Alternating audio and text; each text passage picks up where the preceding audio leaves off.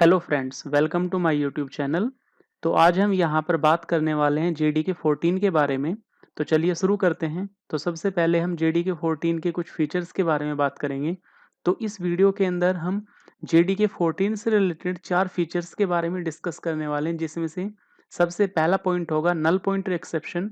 Second होगा इसके अंदर स्विच केस एक्सप्रेशन। थर्ड होगा इसके अंदर प्रीव्यू फीचर्स। एंड फोर्थ है इसके अंदर रिकॉर्ड्स। तो सबसे पहले हम यहाँ पर बात करने वाले हैं नल पॉइंटर एक्सेप्शन के बारे में। तो हम नल पॉइंटर एक्सेप्शन के लिए एक प्रोग्राम राइट करते हैं ताकि ये पॉइंट आपको अच्छी तरीके से क्लियर हो सके। तो चलिए हम इक्लिप्स ओपन करते हैं और इक्लिप्स के अंदर एक प्रोग्राम राइट करते हैं नल पॉइंटर एक्सेप्शन के लिए। तो हमारे पास एक सिंपल प्रोग्राम है जिसके अंदर हमने string a equal to null pass किया है। अब इस वेरिएबल के ऊपर आप जैसे ही स्ट्रिंग का एक मेथड कॉल कराओगे, that is to lower case method, तो उस केस में क्या होगा, एक एक्सेप्शन आपको मिलेगी, that is null pointer exception, right. या फिर जावा के अंदर जब भी आप प्रोग्राम राइट करते हो तो कभी ना कभी नल पॉइंटर एक्सेप्शन जरूर आया होगा आपके प्रोग्राम के अंदर। बट अब क्वेश्चन ये आता है एज ए प्रोग्रामर कि आपका जो प्रोग्राम है उस प्रोग्राम के अंदर आप ये सर्च कैसे कर पाओगे कि नल पॉइंटर एक्सेप्शन आया है तो क्यों आया है। तो उसके लिए जावा ने एक प्रोविजन दिया है, जेडीके 14 के अंदर एक रूल आया है कि आप जावा वर्चुअल मशीन आर्गुमेंट के अंदर ये कोड राइट कर दीजिए ताकि आपको ये पता चल सके कि जो नल पॉइंटर एक्सेप्शन आया है तो उसका रीजन क्या है। तो हम इस चीज को समझने की कोशिश करते हैं। सबसे पहले हमने क्या किया, इस कोड को यहाँ से कॉपी कर लिया। कॉपी करने के बाद जो भी आपके पास प्रोग्राम होगा उसको आप रन कराइए। रन कराने पर जैसे ही आप यहाँ पर जाओगे रन एज जावा एप्लीकेशन, तो जो सेकंड ऑप्शन है आपके पास दैट इज रन कॉन्फ़िगरेशन, यहाँ पर आप क्लिक करिएगा। क्लिक करने के बाद इसमें सबसे पहला ऑप्शन आएगा मेन। मेन के अंदर दो चीजें होगी, प्रोजेक्ट और दूसरा मेन क्लास। प्रोजेक्ट में जो आपका प्रोजेक्ट, जैसे मैंने यहाँ पर प्रोजेक्ट लिया है दैट इज कोर जावा। दूसरा यहाँ पर आपके पास है मेन क्लास, तो आपने मेन क्लास यहाँ पर क्या लिया है, नल पॉइंटर एक्सेप्शन डेमो 1। तो जो मेन के बराबर में है सेकंड, दैट इज आर्गुमेंट। आपको इसके ऊपर क्लिक करना है और इसके ऊपर क्लिक करने के बाद जो सेकंड ऑप्शन आएगा आपके पास that is Java virtual machine argument, तो यहाँ पर उस कोड को पेस्ट कर दीजिए। तो जैसे ही आप पेस्ट करने के बाद अपने प्रोग्राम को रन करोगे तो रन करने के बाद अभी भी एक्सेप्शन आएगी, that is null pointer exception. But यहाँ पर जेडीके 14 के अंदर सबसे अच्छी बात यह है, उस नल पॉइंटर एक्सेप्शन के ये आपको रीजन बता देगा। इट मींस यहाँ पर मैसेज क्या आ रहा है, can not invoke string dot to lower case because A is null. तो इसने साफ शब्दों में ये बताया है आपको कि जो आपके पास ये वेरिएबल है वो क्या है, नल है। अब नल के ऊपर आप लोअर केस मेथड अप्लाई नहीं कर सकते। तो ये एडवांटेज मिलने वाला है आपको जेडीके 14 के अंदर, राइट। तो नेक्स्ट पॉइंट हम यहाँ पर डिस्कस करते हैं switch case expression. Switch case expression के लिए हमारे पास ये एक पुराना तरीका होगा जिसकी हेल्प से हम कोई भी कोड राइट कर सकते हैं। अब यहाँ पर जेडीके 13 के अंदर थोड़ा सा चेंजेस हुआ है कि जैसे आप देख रहे होंगे इस प्रोग्राम के अंदर ये एक वेरिएबल लिया दैट इज कोर्स। इस कोर्स के अंदर जो भी आप यूजर से लेकर वैल्यू इनपुट पास करोगे उसी इनपुट के अकॉर्डिंग आपके केसेस चलने वाले हैं। फॉर एग्जाम्पल इस कोर्स वेरिएबल के अंदर आपने पास किया है जावा, तो यहाँ पर पहला केस आएगा दैट इज जावा, और इस जावा के अंदर आपने लिखा है latest programming is equal to Java 1। It means ये वैल्यू आपकी एग्जीक्यूट हो जाएगी। अब जेडीके 13 के अंदर इस वैल्यू को होल्ड करने के लिए आपको इस वेरिएबल की रिक्वायरमेंट नहीं होगी। आप यहाँ पर क्या करोगे, इस कंप्लीट लेटेस्ट प्रोग्रामिंग इस वेरिएबल के अंदर डायरेक्टली आप लिखने वाले हो स्विच केस। इट मींस आप इसी प्रोग्राम को कुछ इस तरीके से भी राइट कर सकते हो, और यहाँ पर जो भी केस की वैल्यू रिटर्न होगी उस वैल्यू को रिटर्न कराने के लिए आपको एक कीवर्ड यूज करना होगा दैट इज इल्ट कीवर्ड। इस इल्ट कीवर्ड के अंदर जो भी डेटा आएगा वो रिटर्न हो जाएगा। फॉर एग्जांपल यहाँ पर इस कोर्स वेरिएबल के अंदर हमने पास किया है पाइथन, तो इस केस में क्या होगा, यहाँ से रिटर्न होगा पाइथन 1। तो ये जेडीके 13 के अंदर कुछ प्रॉपर्टी। अब हम जेडीके 14 की बात करें तो जेडीके 14 के अंदर हम लोगों को इल्ट कीवर्ड की भी रिक्वायरमेंट नहीं होगी। हम लोगों को यहाँ पर डायरेक्टली एरो साइन यूज करना होगा। इस एरो साइन की हेल्प से आप यहाँ पर कोई भी वैल्यू रिटर्न करा सकते हैं। फॉर एग्जाम्पल इस कोड में हमने लिखा है string course equal to S dot next. Suppose यहाँ पर हम कोर्स की एक वैल्यू पास करते हैं, दैट इज यहाँ पर मैंने लिखा है कोर्स इक्वल टू पीएचपी। तो उस केस में क्या होगा, ये पीएचपी जाएगा इस कोर्स वेरिएबल के अंदर, और इस कोर्स वेरिएबल में one by one case check होंगे। फर्स्ट केस चेक होगा आपका केस जावा, जावा में यहाँ पर केस नहीं मिला इसको। दूसरा केस चेक होगा दैट इज पाइथन, इसमें भी ये मैच नहीं किया। थर्ड यहाँ पर क्या होगा पीएचपी, तो पीएचपी के लिए कोर्स आपका एग्जीक्यूट हो जाएगा। इट मींस आपके पास पुराना तरीका ये होगा प्रोग्राम राइट करने का जावा में, बट अभी हम जेडीके 14 की बात करें तो जेडीके 14 के अंदर आप कोड्स ऑफ लाइन कम कर सकते हैं। इसका मतलब क्या होगा, जो कोड आपका 10 लाइन में लिखा जाएगा उसी कोड को आप 2 टू 3 लाइन में राइट कर सकते हो। तो ये बेनिफिट होगा जेडीके 14 के अंदर।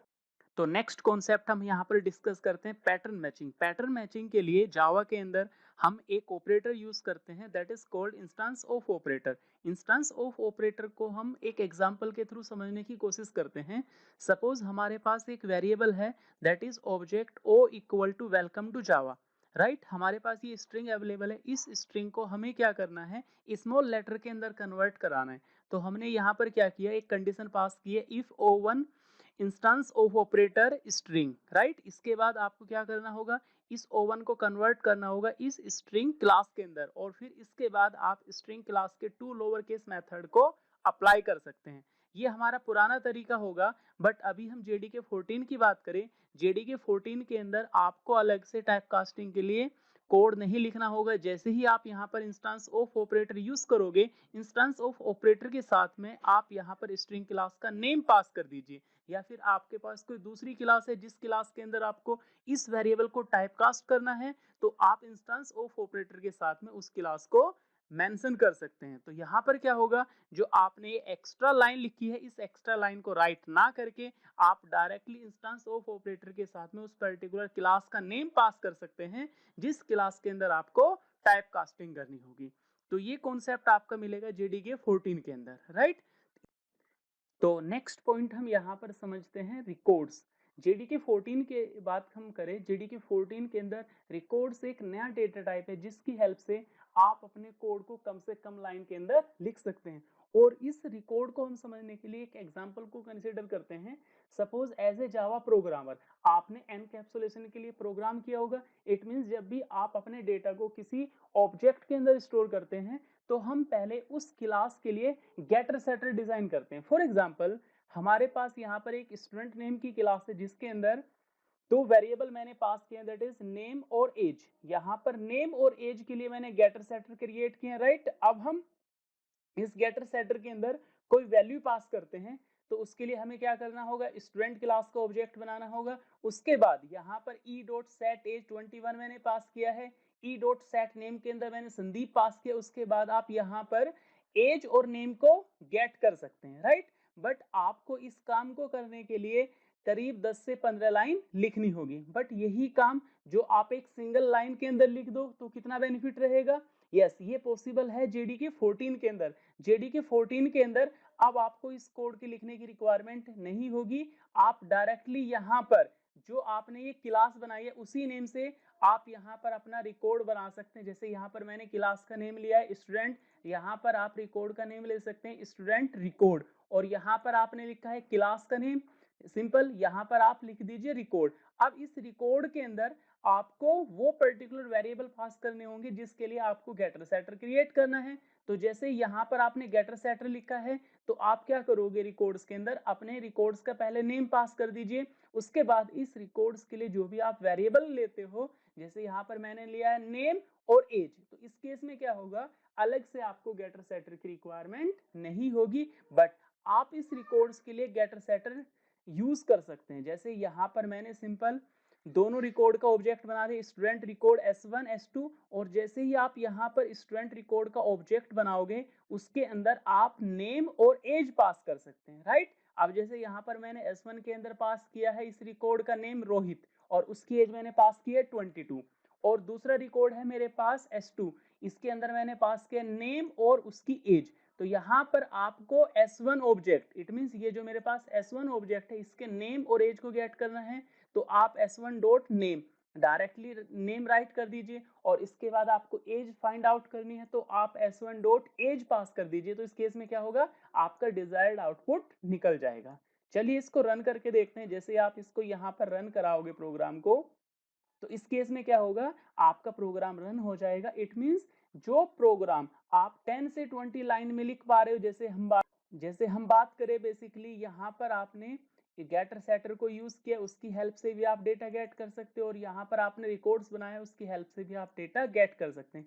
इट मीन्स अब आपको यहाँ पर इस गेटर सेटर की कोई भी रिक्वायरमेंट नहीं होगी, आप डायरेक्टली गेटर सेटर के लिए इस रिकॉर्ड को यूज कर सकते हैं। और ये JDK 14 के अंदर मोस्ट इंपोर्टेंट क्वेश्चन होगा। एज ए इंटरव्यू पॉइंट की मैं बात करूं, इंटरव्यू के अंदर भी नो डाउट आपसे ये क्वेश्चन पूछा जा सकता है। दैट्स वाई इस कॉन्सेप्ट को आप अच्छी तरीके से समझिएगा। तो ये रिकॉर्ड की बेसिकली कुछ मैंने एग्जांपल आपको दिए हैं, राइट। तो ये JDK 14 के अंदर कुछ बेनिफिट्स है जो आप आगे किसी भी प्रोजेक्ट के अंदर ऐसे डेवलपमेंट पॉइंट ऑफ व्यू से यूज कर सकते हैं। ओके, तो इस वीडियो से रिलेटेड आपके कोई भी क्वेश्चन डाउट है तो आप अपने कमेंट सेक्शन में जाकर अपने क्वेश्चन डाउट लिख सकते हैं। और आपको वीडियो अच्छी लगी हो तो वीडियो को लाइक शेयर करिएगा और चैनल को सब्सक्राइब कर दीजिएगा। Thank you.